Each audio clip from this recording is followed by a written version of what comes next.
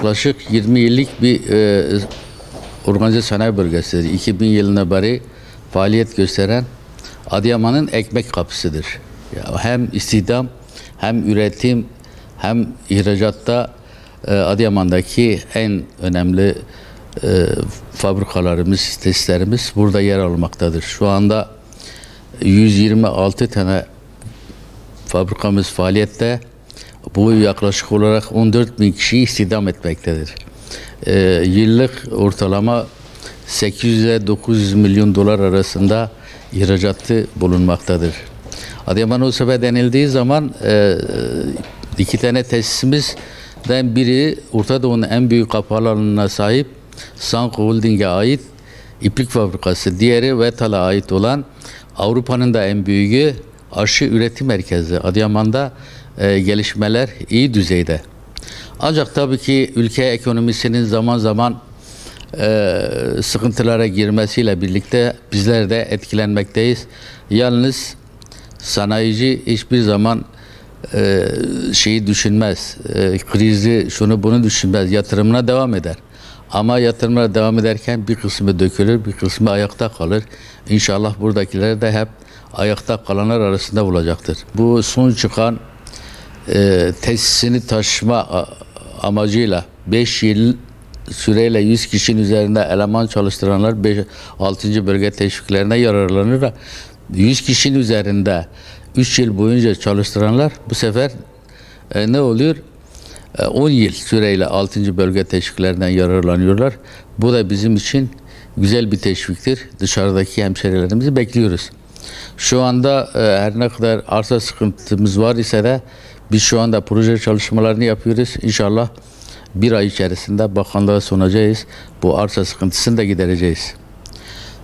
Elbette ki ekonomi Türkiye'nin her yerinde olduğu gibi Adıyaman'da da bazı sıkıntılar yaşamakta. Yalnız Adıyaman'a has bir sorun var. Adıyaman'ın barajların bitmesi lazım ki tarlaları suyla buluşturalım. Havzayı genişletelim. Adıyaman köylüsü, çiftçisi para kazanırsa tarıma dayalı, biz de burada sanayide tarıma dayalı işletmeciliği daha ön safhaya çıkarırız. Mevcut olan organize sanayi bölgesinde bizi taşıyan konfeksiyon sektörüdür. Bu konfeksiyon sektörünün dışında 4 tane iplik fabrikamız var. Bunlar da iyi durumda ama mobilya sektörü gibi sektörler sıkıntı yaşamaktadır. Hele bugünkü bankacılık sisteminde tüm sanayicileri, iş adamlarının bulundukları grupları 10. gruba çıkarak, kredi kullanılmayan grupları çıkararak bilerek bunu yapıyorlar. Faizi düşürdük diyorlar ancak bakıyorsun ki hiç kimseye kredi vermiyorlar. Bu bir çelişkidir. Bankaların veya yetkili kişilerin bir an evvel bu bankalar üzerindeki etkilerini artırmaları lazım. Aksi takdirde sanayici de kalmaz, iş adamı da kalmaz. Teknolojik yatırımlar diyorlar. Doğru, teknolojik yatırımlar daha karlı ama bize göre değil. Bıraksana biz kendi istihdamına yönelik bizimki üretim ve istihdamla ilgili işlerimiz devam edelim. Teknolojik yatırımlar da varsın, İstanbul yapsın, Bursa yapsın. Teşvikleri oraya aktarmasınlar. Teşvikleri istihdama yönelik olan bizim gibi illere aktarmalarında yarar var. Kredilerin tümü oralarda kullanılmasın. Biraz da bizim gibi bölgelere, Doğu, Güneydoğu'ya, Orta Anadolu gibi yerlere göndermeleri lazım. Ama teknolojik yatırım adı altında bir kişinin aldığı o para bizim bu bölgeye gönderilen paranın tamamından daha fazla. Mutlaka bu haksızlıkları gidermeleri gerekiyor. Aksi takdirde 14 bin kişi çalışıyor bizde. Bunu 30'a çıkartmayı düşünüyoruz.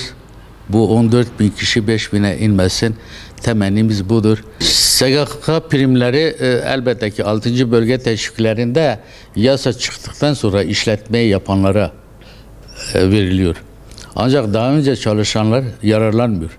Sanki daha önce buraya yatırım yapan insanlar cezalandırılmış gibi görünüyor. Onların da yararlanması lazım. Yani haksız bir rekabet oluyor. Düşün ki aynı konfeksiyon yan yana iki komşu, biri 6. bölge teşviğinde yararlanıyorsa öbürü yararlanmıyorsa bu ne demektir? Birinin diğerinden yaklaşık her kişi başına 900 TL civarında eksik tarafı olacak. Bunun da mutlaka giderilmesi gerekiyor. Zaman zaman bunu ifade ediyoruz ama tabii ki devlet politikası biz o kadarına şey yapamıyoruz. Ancak biz iş adamı olarak, Organize Sanayi Bölgesi Başkanı olarak bunun bir haksızlık olduğunu ifade etmek zorundayız.